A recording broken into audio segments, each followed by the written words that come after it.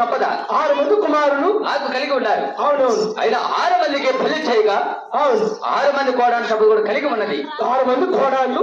అయినా ఆ ఒక నగరిలో పనిచేసే వాళ్ళు ఎంతమంది తెలుసురా? ఎంతమంది ఉన్నారు ప్రభు? 12 మంది బాలికాపులు, 12 మంది బాలికాపులు, 2 మంది చేతికాపులు. ఇటువంటి పరాకం మీద నాకు పాలు కూడా పరిపాలిస్తున్నాను కదా. అవునప్ప. అయినా ఇటువంటి కాక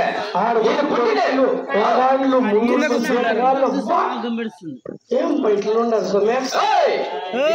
ఏమి ఈ సందేహం ఏమిరా? ఎంతమంది ఉన్నారు కదా, పీలర్లు పానీపూరి పెట్టి డబ్బులు ఇట్లే పానీపూరి డబ్బులు ఇప్పించుకోలేదు. గోపి మంత్రులు పొడుచుకోలేదా?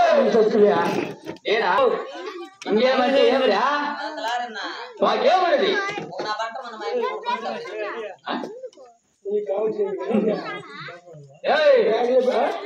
మాకేమి ధనము ధాన్యము రోజులు దండుకొనిగా మాకేమి ఒక దగ్గర అప్పు చేయాల్సిన అవసరము. అవును ప్రభు. అయినా ఇదే కాక నేను పుట్టిన వంశం నీకు తెలుసుకున్నదా? ఏ వంశస్థులు ప్రభు?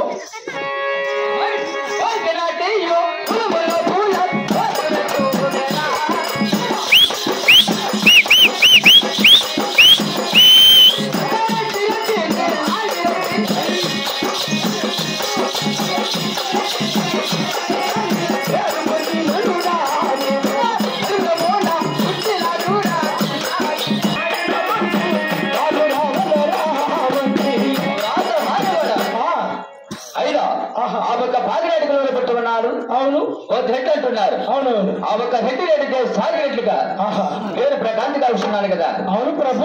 అయినా మా ఒక పాలు కూడా మరి పట్టణమందున ముందు వేగులేసి తెల్లవారిన పొద్దుపోకగా అరిన తెలిసేదను. అవునయ్యా. ఆయన నామ సంకేతం చేసేదను.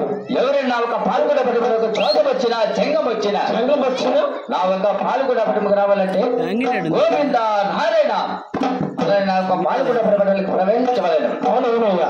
అయినా ఈ స్త్రీలు కాక ఏదెవరు నాకు బలి పడి తెలుపు ఉన్నారు. అవును. అలాగే ఎన్ని గ్రామాలకు అంటారు తెలుసుకున్నదా? ఎన్ని గ్రామాలకు ప్రభు?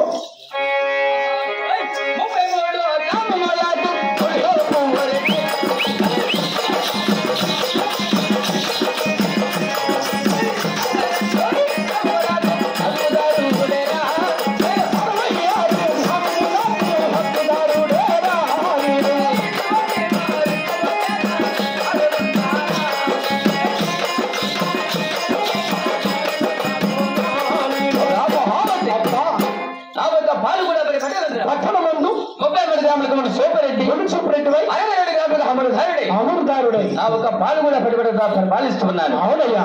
అయినా నా ఒక పాలు కూడా ప్రజలు సుఖ సంతోషంతో వర్తిస్తున్నారా? అదే ప్రభు. అలాగే తిరుగుతున్న హాలకి చూడమురా. అలాగే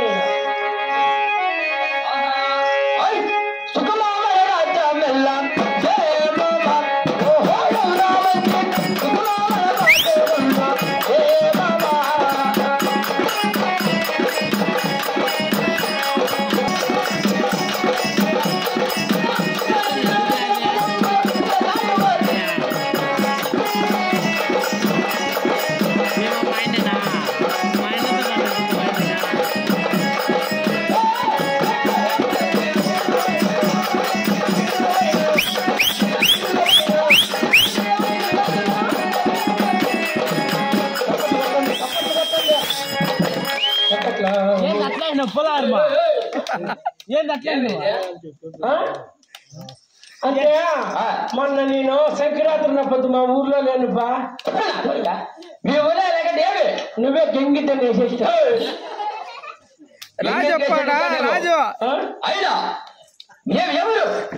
రాజు అది ఈ ఒక రెడ్డి వాళ్ళు మెచ్చి పోలారం వెళ్ళట్టు ఇలానా ఇంకెట్లా?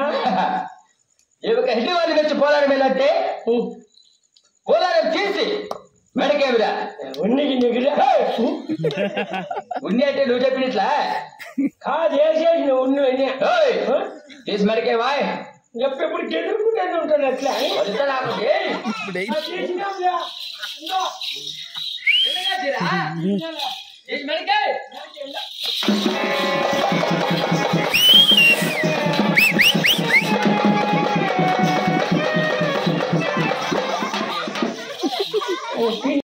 మెడ కూడా ఇరిగిపోయింది అట్లా. దగ్గర ఊరికి గెదురుకోకూడదు నాకు